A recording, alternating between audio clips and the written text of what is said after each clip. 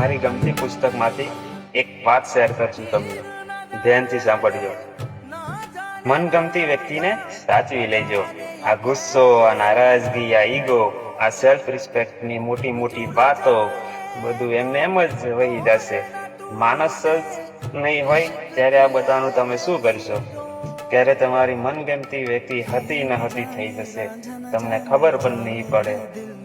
જેની વાત સાંભળવાનો એ સમય નથી તમારી પાસે, એને ચીસો પાડીને ઉઠાડશો તોય નહીં ઉઠે. ત્યારે તમે શું કરશો? ક્યારેય વિચાર્યું છે કે જેની તમારી પાસે દોડાવી રહ્યા છો, સંભાળી રહ્યા છો, એ વ્યક્તિ કાયમની માટે ચાલી જશે? ત્યારે તમે શું કરશો? વિચાર માત્રથી જ ધ્રુજી જવાતું હોય એવી સામે આવીને ઊભી રહે તો તેનો કઈ રીતે સામનો કરશો? વિચાર્યું છે ક્યારેય? અફસોસ થશે. કાશ કે એ વ્યક્તિને સાચવી લીધી હોત, સંભાળી લીધી હોત. હે ને?